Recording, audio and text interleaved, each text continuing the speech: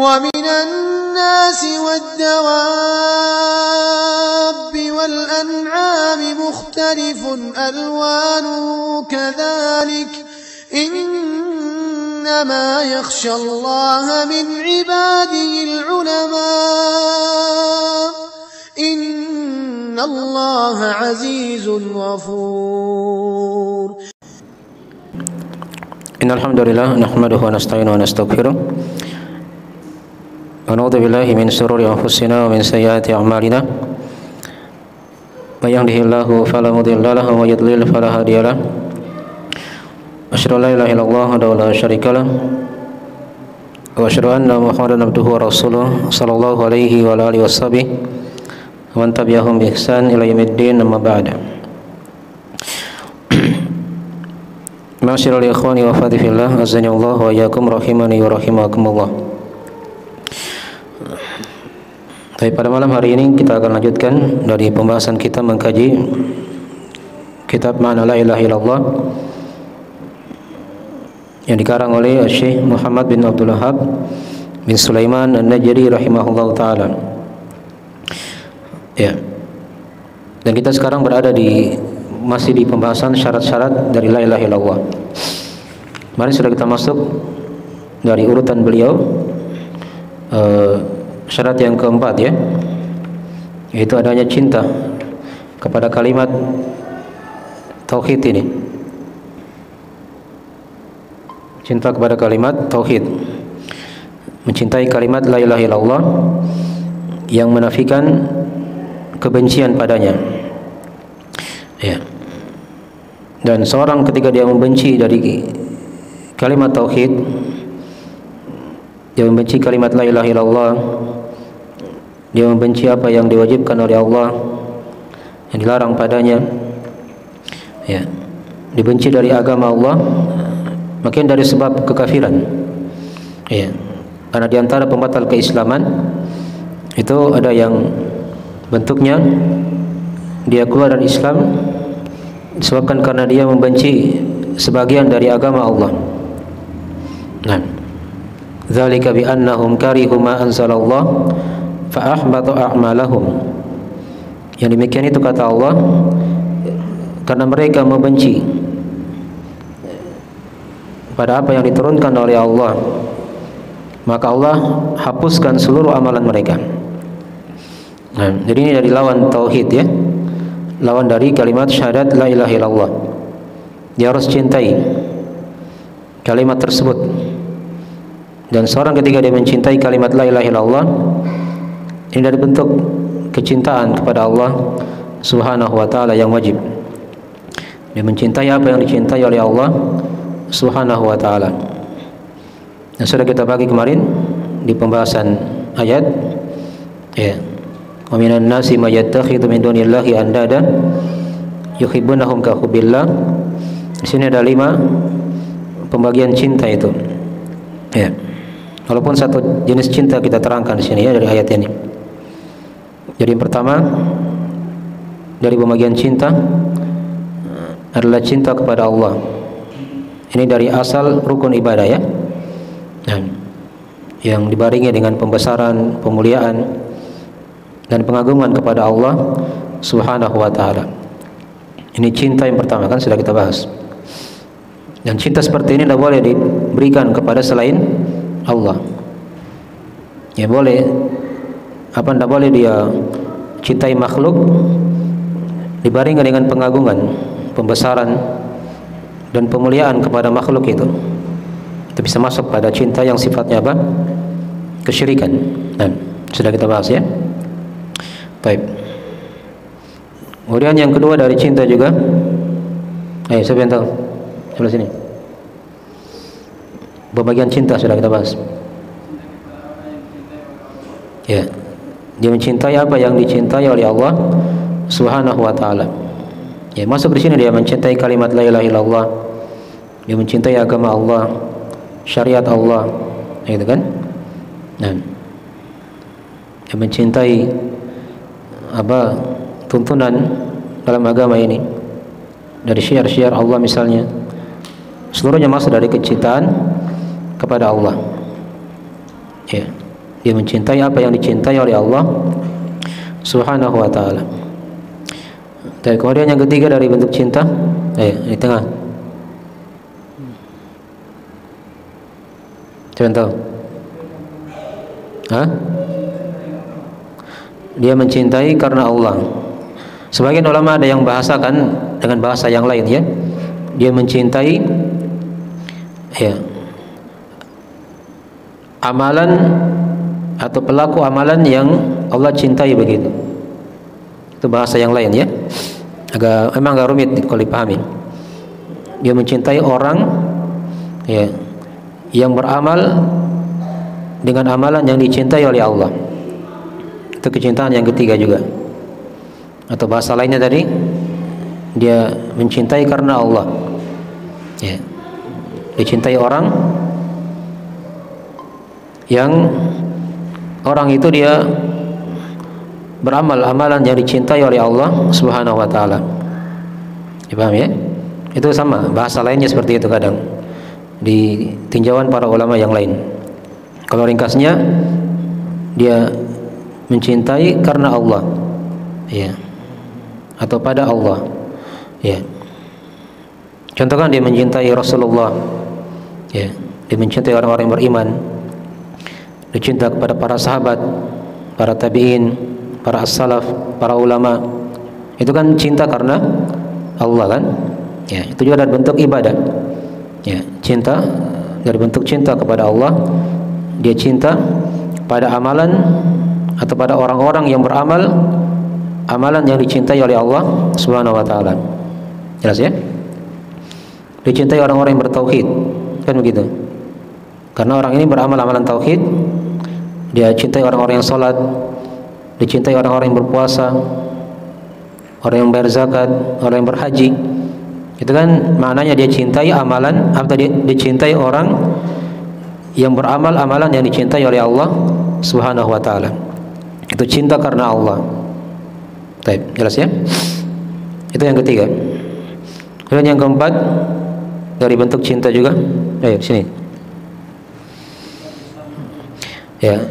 Cinta bersama Allah. Ini yang sifatnya kesyirikannya sudah kita terangkan. Seperti cintanya orang-orang musyrik. Dia cinta Allah tapi dia cinta juga selain Allah. Dia setarakan di situ kan? Yuhibbunahum kahubbillah. Disetarakan. Dia agungkan Allah, dia agungkan juga selain Allah. Persis. Dipahami ya? Apakah itu berhala atau orang-orang yang diikuti, panutan dari mereka? Seluruhnya kapan diagungkan, dimuliakan, ditinggikan, disetarakan dengan Allah, sudah, maka dia masuk dalam kecintaan yang sifatnya kesyirikan. Baik. Karena hal yang tadi itu tidak boleh disyaratkan pada makhluk. Adanya kecintaan yang dibarengi dengan pengagungan, pemuliaan, pembesaran kepada Allah, itu tidak boleh dipalingkan sedikit pun kepada makhluk. Jelas ya? Walaupun sedikit. Kalau di sini orang musyrik, dia samakan di situ, disetarakan cinta mereka dengan cinta kepada Allah. Cintanya mereka kepada berhala-berhala, kepada para pembesar mereka, disetarakan sama dengan cinta mereka kepada Allah Subhanahu wa taala. Itu sudah jelas kesyirikan. Apalagi kalau lebih daripada itu, maka ini lebih parah kesyirikannya kan? Lebih parah kesyirikannya. Sedikit saja kalau dia cintai dibarengi dengan pengagungan dan pemuliaan tadi itu, pembesaran pada selain Allah, itu sudah dikatakan syirik. Sudah dikatakan apa? Kesyirikan. Apalagi kalau dia setarakan atau dia angkat lebih tinggi selain Allah dalam masalah cinta yang jenis yang keempat ini. Jelas ya? Baik. Kemudian yang kelima sudah diterangkan dari cinta juga. Siapa yang tahu? Cinta yang sifatnya tabiat. Sudah kita terangkan ya. Anak cinta kepada orang tuanya, orang tua mencintai anaknya, dicintai keluarganya, ada dicintai hartanya, dicintai rumahnya misalnya, kendaraan. Itu dari hal-hal yang dibolehkan sebatas kecintaan tabiat. Sepanjang dengan syarat tidak masuk dalam apa? Melalaikan dari perkara yang diwajibkan oleh Allah Subhanahu wa taala. Kapan dia melalaikan pada masalah cinta tabiat ini, maka dia menjadi hukumnya haram. Ya, menjadi hukumnya apa? Hal yang diharamkan. Ya. Baik. Jelas ini ya. Itu kadang dibahas ya di pembahasan cinta. Ini kadang kita lihat sini bagaimana dari kehidupan manusia ya, di mana diletakkan cintanya ya pada perkara yang benar atau perkara yang salah, itu diukur dengan 5 jenis cinta tadi itu. Baik. Anak-anak muda kadang dia cinta sama perempuan misalnya. Nah, cinta apa ini? Hah? Yang pertama, kedua, ketiga, keempat, kelima. Hah? Cinta tabiat tapi pada hal yang diharamkan begitu kan? Ya. Belum menikah dicintai misalnya perempuan yang bukan mahramnya. Ya. Baik, jelas ya, itu dari hal yang diharamkan. Baik. Jelas ya. Jadi arahnya begitu kadang. Jadi 5 tadi itu tidak keluar ya dari pembahasan cinta yang diterangkan oleh para ulama. Baik. Ada orang dia cintai tokoh-tokoh sepak bola yang kafir. Ya. Cinta pada Ronaldo. Apalagi? Masuk di mana nanti itu? Cinta apa itu? Hah? Orang kafir dicintai. Hah? Dicinta hal yang diharamkan tadi kan? Ya tergantung dari apanya tadi? Dari besar cintanya tadi itu. Kalau dia agungkan, dia muliakan, ditinggikan sudah. Kadang bisa masuk kepada kesyirikan. Ya, kepada apa? Kesyirikan. Jadi hati-hati ya. Nah, dalam masalah ini. Ya. Walaupun dia muslim, kadang ada lagi sekarang sepak bola tapi dia muslim, jago juga katanya, dia cinta. Itu lihat situ dari diukur dari apa yang dia lakukan di situ. Kalau dia lakukan perkara-perkara dosa dan maksiat misalnya, bukan masalah main bolanya ya, main bola itu hukumnya boleh, hal yang dibolehkan sepanjang tidak ada di situ pelanggaran apa syariat. Tapi kadang dibahas di situ dari pribadi orang itu misalnya, ya itu kadang dikembalikan di situ ya, diukur dalam masalah itu. Baik. Jadi diletakkan cinta itu pada hal yang benar, ya, bukan pada hal yang diharamkan oleh Allah Subhanahu Wa Taala. Baik. Semua itu akan terputus pada hari kiamat kan kata Allah. Al-akhillau yawma idzin ba'duhum li ba'din aduun illal muttaqin. Kata Allah, orang-orang yang saling mencintai pada hari ini, yaitu hari kiamat, itu akan menjadi musuh kepada sebagian yang lainnya. Saling bermusuhan nanti pada hari kiamat. Kecuali kata Allah, illal muttaqin. Ya. Cari orang-orang yang bertakwa, yang dia bangun cintanya di atas ketakwaan. Ini yang tidak akan terputus cintanya sampai hari kiamat. Jelas ya? Jadi diperhatikan tadi ya arah-arah pembahasan masalah cinta ini. Walaupun tadi memang di sini pembahasan masalah kalimat tauhid, tapi di situ Syekh yang dari pembahasan yang kita kaji ini kadang meluas di situ ya. Beliau terangkan tadi. Baik. Ya, sekarang kita masuk di pembahasan yang ke-9 di halaman ke-6 ya. Jadi masih keharusan dari rukun yang dari syarat yang keempat. Ya, ini keharusan yang kedua dari syarat yang keempat. Itu syarat cinta kepada kalimat tauhid la ilaha illallah. Baik. Di situ kata beliau rahimahullahu taala, nah, walihada ya, wajib an yakuna ar-rasulu sallallahu alaihi wasallam ahabba ilal abdi min nafsihi wa waladihi. Ya, atau wawalidihi wan nasi ajma'in. Ya, fa inna syahadata an la ilaha illallah tastalzimu syahadata anna Muhammadan Rasulullah. Taqtadi mutaba'atahu. Ya, kama qala ta'ala, "Qul in kuntum tuhibbunallaha fattabi'uni yuhibbukumullahu wa yaghfir lakum dzunubakum. Wallahu ghafurur rahim." Baik. Ini dari keharusan seorang ketika dia telah mencintai kalimat la ilaha illallah. Kalau yang pertama kan kemarin sudah diterangkan. Kalau dia sudah mencintai kalimat la ilaha illallah, itu dia harus cinta. Ya. Orang-orang yang berla ilaha illallah kan? Nah. Ya. dicintai orang yang beriman, yang mengucapkan kalimat tauhid ini. Ya. Dan dia juga mencintai dan juga dia membenci orang-orang yang tidak berla ilaha illallah, yang bermaksiat kepada Allah Subhanahu wa taala. Ya. Ada kemarin hadis yang disebutkan di situ ya. Saya lupa, saya baru dapat tadi pembahasan dari para ulama. Ini hadis yang beliau terangkan di sini di masalah yang pertama itu, wa halid-dinu illal hub wal bugh. Ini memang ada hadis dari Nabi SAW, tapi hadisnya lemah ya, dilemahkan oleh Imam Abu Zur'ah Ar-Razi. Ya, rahimahullah taala. Dalam sanadnya ada rawi yang bernama Abdul A'la. Ya, ini kata Abu Zur'ah dari rawi yang mungkar hadisnya,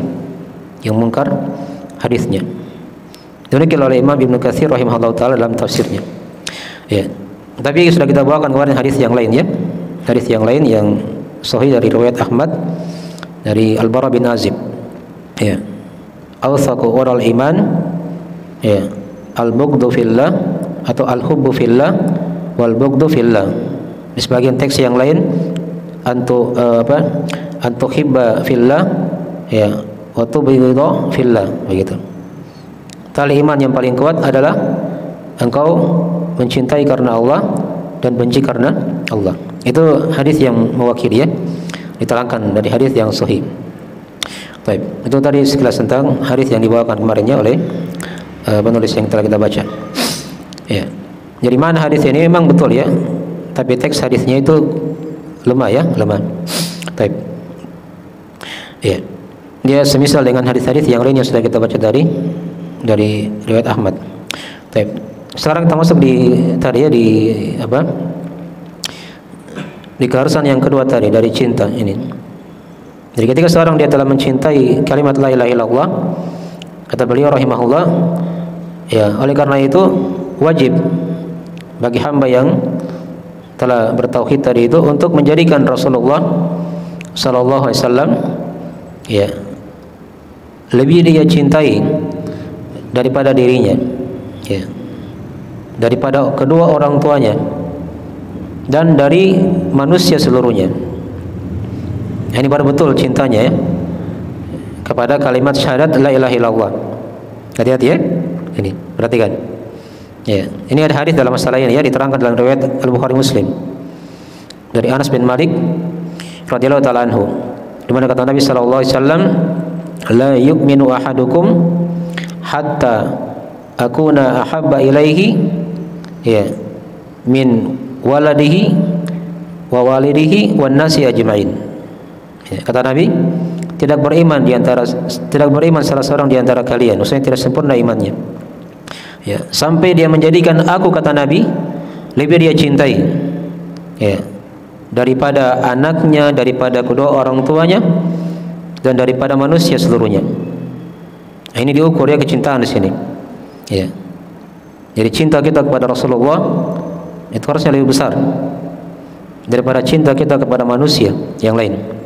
Ya, kepada anak kita, kepada orang tua kita, kepada keluarga kita. Ya, hendaknya Rasulullah itu lebih kita apa? Kita cintai. Ini kalau antara makhluk ya, antara makhluk. Baik. Kalau pada Allah itu lebih besar lagi tentunya ya, cinta kita kepada Allah Subhanahu wa taala. Dan itu tidak berentangan ya. Kalau dia paham tadi pembagian apa? Cinta yang sudah kita bahas. Baik. Maka di sini Syekh ya terangkan dengan bahasa beliau dari mana hadis yang telah kita bacakan tadi ya. Ya, jadi seorang yang telah mencintai kalimat la ilaha illallah, dia wajib mencintai Rasulullah. Ya. Melebihi ya cintanya kepada apa? Dirinya, kepada kedua orang tuanya, dan kepada manusia seluruhnya. Ya. Ada teks hadis yang lain ya.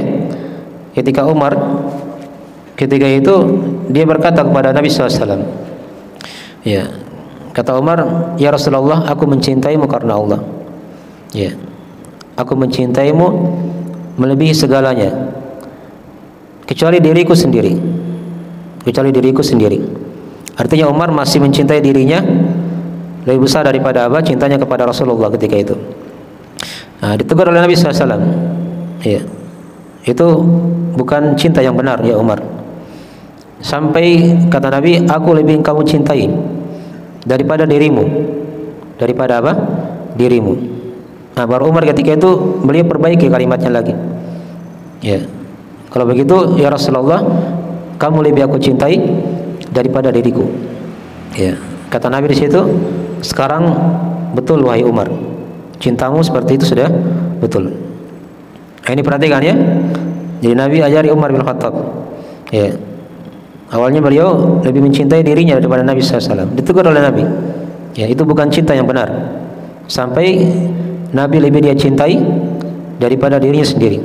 Daripada apa? Dirinya sendiri. Jadi di sini beliau rahimahullah taala itu menggabungkan beberapa dalil dalam masalah ini ya. Baik.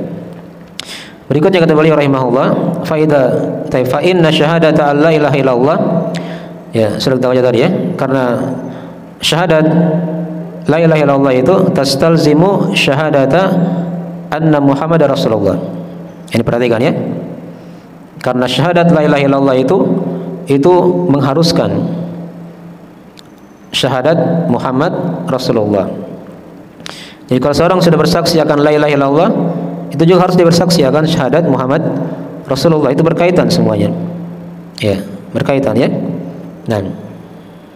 Dan kata beliau wa taqtadi ya mutaba'atahu, dan juga berkaitan dengan atau padanya juga ada keharusan untuk mengikuti ya Nabi sallallahu alaihi wasallam.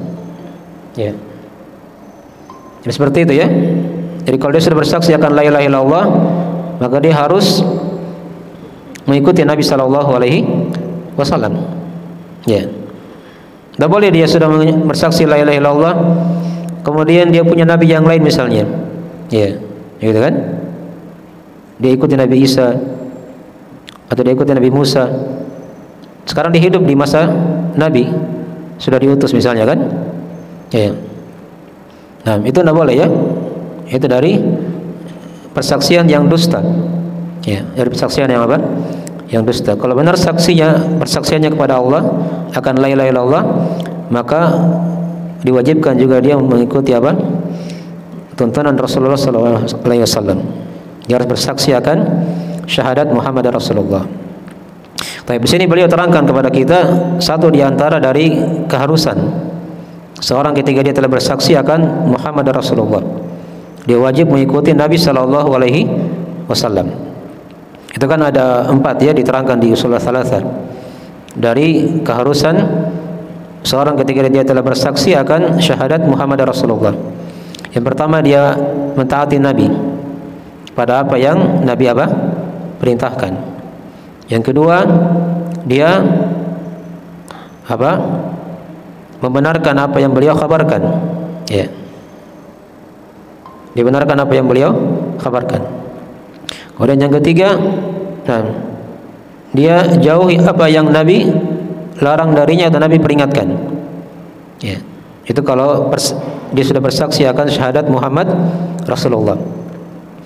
Dia ikuti perintah Nabi, dia benarkan kabar dari Nabi SAW. Yang ketiga, dia jauhi larangan-larangan Nabi dan apa yang beliau peringatkan. Dan yang keempat, dari keharusan ketika dia telah bersaksi akan syahadat Muhammad Rasulullah, itu dia tidak beribadah kepada Allah kecuali dengan syariat Nabi SAW. Ya, dengan tuntunan Rasulullah. Itu baru benar persaksiannya kepada Rasulullah Sallallahu Alaihi Wasallam. Dan ini juga dari bentuk keharusan dari lanjutan dari persaksian ketika dia telah bersaksi akan syahadat la ilaha illallah. Ya. Jadi di sini beliau bawakan dengan kalimat yang ringkas ya. Wa taqtadi mutaba'atahu. Ya, mutaba'atahu. Ya. Jadi kalau dia sudah bersaksi akan la ilaha illallah, maka dia harus juga bersaksi akan Muhammad Rasulullah. Maka wajib dia ikuti Nabi SAW. Dipahami ya? Itu bentuk dari konsekuensi dari apa? Kesaksian akan syahadat Muhammad Rasulullah. Baik. Beliau bawakan dalil dari situ, dari apa yang beliau telah terangkan tadi itu. Kama qala ta'ala, "Qul in kuntum tuhibbuna Allah fattabi'uni yuhibbukumullah wa yaghfir lakum dzunubakum wallahu ghafurur rahim. Katakanlah wahai Muhammad, jika kalian benar-benar mencintai Allah, ya, fattabi'uni, maka ikuti aku, kata Nabi. Jadi di sini Nabi diperintah oleh Allah, ya, katakan kepada manusia, ya, jika kalian mencintai Allah, maka ikuti aku, maksudnya ikuti Rasulullah, ya. Yuhibbukumullah wa yaghfir lakum dzunubakum, maka Allah akan mencintai kalian dan mengampuni untuk kalian dosa-dosa kalian, ya. Wallahu ghafurur rahim, dan Allah Maha Pengampun lagi Maha merahmati. Jelas ini, ya. Baik. Ini dalilnya, ya, jelas. Ayat ini diterangkan oleh para ulama turun kepada orang-orang Yahudi dan Nasrani, ya. Mereka berkata, diterangkan juga di dalam Al-Qur'an, ya. Ya. Waqalatil yahudu wan nasara, ya, nahnu abna'ullahi wa ahibbahu, ya. Kata mereka, katanya, kita ini anak-anaknya Allah dan orang-orang yang dicintai oleh Allah, ya. Ini pengakuan orang Yahudi dan Nasrani. Nah, diuji mereka di situ. Kalau memang benar kalian cinta kepada Allah, kalian dicintai oleh Allah, dan kalian juga cinta kepada Allah, maka ikuti Nabi SAW. Nah, ternyata mereka tidak mau ikut, ya. Kecuali kalau yang diberi hidayah, kan, dari Nasrani masuk Islam, Yahudi masuk Islam, itu baru benar cintanya kepada Allah Subhanahu wa taala. Jelas ini, ya. Baik. Jadi ini ayat turun pada pembahasan tadi itu, ya. Dan sebagian ulama juga ada yang mengatakan ayat ini turun juga kepada orang-orang musyrik di masa Nabi ketika itu, di orang Quraisy, ya, di kafir Quraisy di Mekah, di mana mereka juga mengaku cinta kepada Allah, tapi mereka juga beribadah kepada berhala-berhala ketika itu, ya. Tujuannya agar mereka dekat kepada Allah. Jadi mereka maksudnya bagus, ya, ketika itu, ya. Jadi mereka juga cinta kepada Allah, beribadah kepada Allah, dan juga mereka juga beribadah kepada selain Allah, berhala-berhalanya. Tapi tujuannya untuk mereka beribadah kepada selain Allah tadi itu, pada berhala, patung-patung, yaitu agar berhala tadi itu mendekatkan mereka kepada Allah Subhanahu wa taala, ya. Sebagian keadaan mereka juga beribadah kepada wali-wali, orang-orang yang telah meninggal. Juga sama tujuannya begitu, agar orang-orang yang meninggal itu, yang telah dikubur, itu mendekatkan mereka kepada Allah Subhanahu wa taala. Nah, turun ayat ini menegur mereka. Nah, itu bukan dari tuntunan Islam, ya. Bahkan Islam mengharamkan perkara tadi, karena dia masuk dalam perkara kesyirikan, kan, kepada Allah Subhanahu wa taala. Jelas ini, ya. Baik, jadi faedah pokok ayat ini menjelaskannya pada kita dari bukti seorang itu cinta kepada Allah, ya. Jadi kalau dia cinta kepada Allah, dia wajib mengikuti Rasulullah Shallallahu Alaihi Wasallam. Itu baru betul cintanya kepada Allah Subhanahu wa taala. Jelas itu, ya. Itu faedah pokok ayat yang telah kita terangkan. Tapi ayat ini juga diterangkan di faedah tambahannya banyak. Diterangkan di sini juga dari perhatian Allah kepada nabinya, ya. Tatkala Nabi diperintah oleh Allah, ya, kul, katakanlah wahai Muhammad. Dan juga padanya diterangkan di sini dari penetapan nama Allah, ya. Kemudian juga dari ayat ini juga diterangkan dari faedah tambahan, ya, penetapan sifat cinta untuk Allah Subhanahu wa taala. Jadi Allah cinta juga, ya, kepada hamba-hambanya yang beriman, yang bertauhid. Jelas ini, ya. Baik. Dan juga padanya ada penetapan sifat pengampun untuk Allah Subhanahu wa taala, yaghfir lakum dzunubakum. Dan juga dari ayat ini juga diterangkan kepada kita bahwasanya manusia itu, ya, walaupun dia telah beriman, itu pasti dia punya dosa. Pasti dia punya apa? Dosa. Diterangkan di sini, ya, di antara dari sebab-sebab dari penggugur dosa itu dengan mengikuti apa? Tuntunan Rasulullah Sallallahu Alaihi Wasallam. Fattabi'uni yuhibbukumullah wa yaghfir lakum dzunubakum. Jadi padanya ada penetapan sebab-sebab seorang diampuni dosa-dosanya oleh Allah dengan cara dia mengikuti tuntunan Rasulullah. Dan juga padanya ada sebab-sebab seorang dicintai oleh Allah dengan cara dia mengikuti apa? tuntunan Rasulullah sallallahu alaihi wasallam. Dan juga padanya dari ayat ini juga ada penetapan nama Allah Al-Ghafur, ya, dan nama apa? Ar-Rahim, Ghafurur Rahim. Ini nama, ya, dari dua nama Allah Subhanahu wa taala. Ini selesai sudah syarat yang keempat dari syarat la ilaha illallah dari orang beliau rahimahullah taala. Beliau sini agak meluas, ya, menjelaskan tentang masalah cinta ini. Karena di sini manusia kadang salah menempatkan apa? Cintanya. Jadi beliau tuntun kita untuk agar cinta itu benar, ya, kepada Allah Subhanahu wa taala. Syarat yang ke-5 nanti kita bahas, ya, insyaallah taala. Baik, ini ada yang bertanya dari teman kita, apakah cinta yang berlebihan pada Nabi, pada Rasulullah SAW itu bisa menjatuhkan kepada kesyirikan? Ya, itu bahasa lainnya kadang dibahas oleh para ulama, masuk di pembahasan gulu, gitu, ya, berlebihan kepada Rasulullah. Ya, jadi kan sudah diterangkan tadi kita mencintai Rasulullah, ya, kita mencintai Rasulullah, tapi ingat dijaga jangan sampai apa? Berlebihan cintanya, ya, sehingga beliau diangkat seperti Allah misalnya, kan, ya. Beliau kan diterangkan dalam Al-Quran, Qul innama ana basyarum mithlukum yuha ilayya. Itu ukuran dalam masalah ini. Katakanlah Muhammad, sesungguhnya aku ini hanyalah manusia, ya, sama dengan kalian, tapi aku diberi wahyu oleh Allah. Nah, ini dijaga di sini keseimbangannya. Beliau manusia, hamba Allah, tapi beliau di sisi lain punya keutamaan sebagai Rasulullah, gitu kan? Manusia artinya jangan kita sembah, jangan kita minta di kuburannya. Sekarang ini kan, itu sebagian orang kadang tidak paham, ya, akidah. Naik haji, pergi umroh, minta sama Nabi misalnya, ya, umur panjang, rezeki. Itu kesyirikan, ya. Itu berlebihan nanti namanya. Sudah berlebihan dalam masalah cinta, ya, bisa masuk ke situ nanti. Baik, jelas itu, ya. Jadi kadang bisa masuk ke situ dia ketika dia angkat Rasulullah, ya, dia punya seperti hak-hak rububiyah begitu, hak-hak rububiyah yang mencipta, yang mengatur, yang memberikan rezeki, ya, memanjangkan umur. Ini kan haknya Allah, kan, tidak boleh diserahkan kepada Nabi SAW, ya. Walaupun beliau dimaklumi di sisi lain beliau punya keutamaan sebagai Rasulullah, tapi tidak boleh kita angkat beliau di atas derajat hamba yang melebihi tadi itu sehingga masuk kepada apa? Kesyirikan kepada Allah Subhanahu wa taala. Jadi tadi, ya, dilihat, nah, pembahasan seperti itu diukur, ya. Ya. Baik. Yang lain? Di online ada yang tanyakan tidak? Kita lihat, nanti ditulis di chatnya, ya, kalau ada yang kurang dipahami. Belum ada ini. Baik.